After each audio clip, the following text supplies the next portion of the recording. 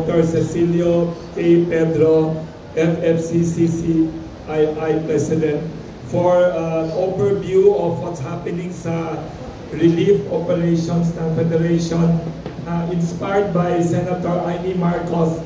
Sabi ni Senator Amy kasi rice ang pinaka-importante, kaya pinocus ng Federation and 33 other Filipino-Chinese organizations to donate. Any questions you'd like to ask, please be ready lang. May sikat tayong taga-sports editor dito. May tanong siya about headlines today. Baka gusto mo magtanong? Happy tayo, no? Kasi nagkaroon ng second goal, no? Si Carlo Yulo. Kaya lahat medyo puyat at nanood ng kanyang laban. At happy nga tayo na nanalo ulit. Dalawang double goal. Kaya maraming premyo. At napakalaking karangalan at bigaya para sa Pilipinas na nanalo tayo. Talaga naman nagpapasalamat tayo sa sakripisyo, sa hirap ni Mr. Yulo at ng buong pamilya niya, yung buong angkan. Talagang pinagsumikapan ng todo-todo itong pangarap niya sa Olympics at natupad naman, hindi lamang para sa kanila, kundi para sa akin lahat. Your victory is all ours. Thank you, Senator Amy. Yung tanong niya na isagot ka. May follow-up question siya. Later on, may follow-up question siya. Yes, tungkol pala sa bagyo, no?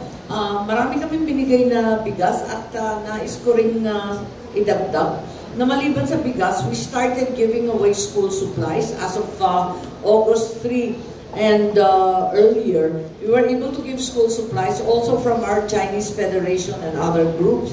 And eto nga, kasi yung problema, sunod-sunod ang malas natin eh.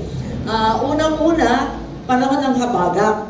So talagang ibang klase yung hangin at yung dagat, napakalakas talaga. Ikalawa, dalawa na yung bagyo, no? Yung Butching, pero yung Karina, talagang matindi. Ibig sabihin, nasa letter C pa lang tayo, napakahaba pa ng alphabet, ilang letra pang dadaanan.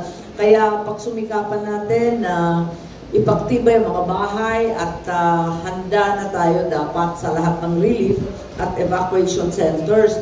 Ikatlo, sa kasamaang palad, nagkaroon ng sunog sa Cavite City at halos 1,000 ang nadali na pamilya. So, napakarami nun. Nasa ISF kasi sila, yung mga informal settler dyan sa Cavite. Ganon din, 11 ang patay sa Binondo. Doon sa pabrika ng Binondo, isang law student, talaga nakakalugmok, 2 Coast Guard na nakatira doon sa gusaling yun, nasunog. Kaya sunod-sunod, tapos parang hindi pa sapat yung habagat, bagyo, yung sunog, nagkaroon pa ng oil spill, malawakang oil spill mula sa Bataan, tangay lahat ng baybayin hanggang sa Manila Bay. Yan ang problema natin at lumalabas na hindi lang pala yung barkong Terra Nova, kundi 2 pang barko ang nadali doon sa oil spill ng Kaumpugan. At apektado na yung Batangas at ibang lugar. Kahapon nasa Noveleta ako at Tanza ang Cavite. Medyo makikita mo, talagang kabadong-kabado na yung mga coastal communities. Thank you for the updates. May tanong doon. Microphone, pakiabot lang sa... Tigsuminta po, nag-notify. Madam Senator, just sa follow-up lang doon kay sa double goal ni Yulo. In the House of Representatives, meron na silang resolution, 3